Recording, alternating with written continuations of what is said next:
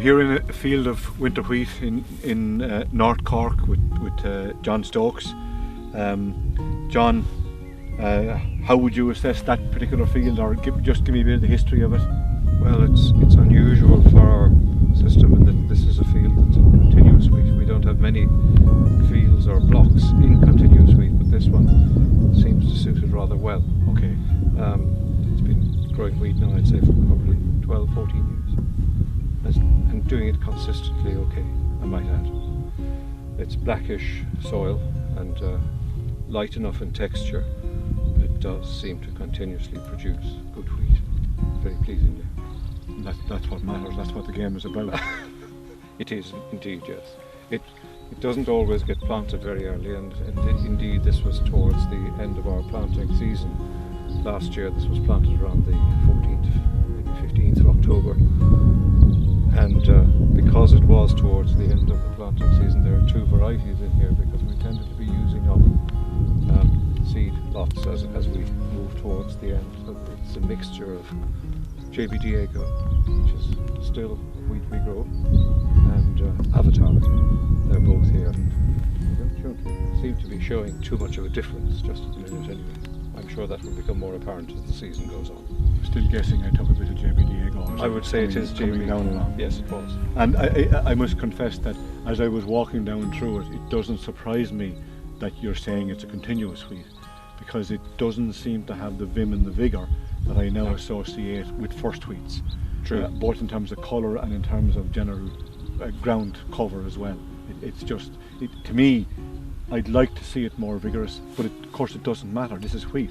Wheat will compensate all the way through. It looks more open and more moth-eaten, and it always does that. Yeah. But it seems to find its uniformity as the season goes on. And John, what are you doing here to enable you to stay in continuous wheat? We've been in a few other fields of yours. You're putting chicken litter into those fields over time. Is that happening here? That's also happening here. And if there's a choice to be made between taking straw off or leaving it, this field tends quite often to have the straw left on chopped, just to try and help the overall structure of the ground, to improve the friability. Yes, as if we use that. Though it's not a difficult field to till. Okay. Close to Boys Land, not quite. We do have more man's land certainly than this. Yes. For anyone that hasn't heard the term before, Boys Land and man's land is to do with the difficulty of managing it and cultivating it in particular. And the amount of sport you have with it too. Okay, John, as I was coming down along, I pulled up this plant, and my guess is that it's more likely to be Diego than Avatar. I think it is, yes. Just looking at it. Yes. So just pulling them apart, we can see, old leaves here as well. I'm not 100% certain whether I had one plant or two plants in that. I'm going to guess in actual fact that it's probably all one, so that I have a main stem which is the strongest of all of the tillers, and I have three pretty robust looking tillers in there in that. That's possibly because I pulled it from an area where there weren't too many plants to begin with. Exactly. It's helped by the fact that there's chicken litter under it, so there was power in the ground to drive it in the autumn. But you're certainly in a scenario there that even if you only had 200 plants and you have a main stem and 3 tillers, that's the makings of 800 heads. You don't want 800 heads, not particularly. But there'll be spaces where there won't be enough. Yes. And on balance, this is where we're going to be. So if I can kind of pull them apart, I can see 3 weaker stems here, but they're strong enough to survive. I can see some more tillers, little tiny fella, still coming up here, and they'll continue to come. I can also see from looking at the plant that we're getting significant elongation here in the leaf sheath. So there's at least a possibility that we're actually getting into stem extension, which on wheat it's probably getting close to around that time for North Cork. Yes. Further up the country, we'd be looking at the changeover of between March and April, normally for stem extension. And if I do my usual trick of just gentle squeeze up the stem, certainly not certain if I'm feeling the shape of a node going up there. I think there might be one there, but I'm not sure. So again, we would do the same thing, just peel back the leaf sheets, and very quickly you begin to see what's going on. Leaf sheets are a bit more difficult to peel off in wheat than they are in barley, so the knife remains an important tool for anyone that's doing this, but not just a knife, but a knife with an edge, because you literally have to be able to shave them off the surface, because if you start cutting the stems, then you may not be able to do the next thing you want to do. So as I look in here, I can see I was pretty much right. The whole growing point complex has moved up from the base of the plant here up to about here. So we're about at ear at 1 centimetre stage.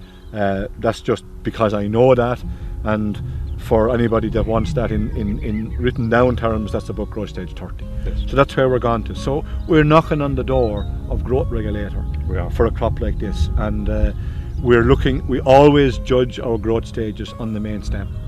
While the little tillers that I threw away probably weren't as advanced as this, but this is where you judge it. And I think it's important to say, because not many people realise it, that the growth stage as we measure it, whether it's measured in distance or the physical appearance of something, that itself has no significance really, but it's used as an indicator of how the little head in here is developing, and it gives an indication of what's happening in terms of the hormones in the plant. Now, I'm sure it'll come as a shock to people that there's hormones in plants, but there's hormones in everything that's alive, and without hormones there's no signalling mechanism. So the plant is continuously, in a sense, talking to itself, doing its own analysis on a daily basis, and the signals are generally sent by hormones. So in here, when certain things are happening, the hormone situation in the plant changes, and then certain chemicals can be less influential or more influential.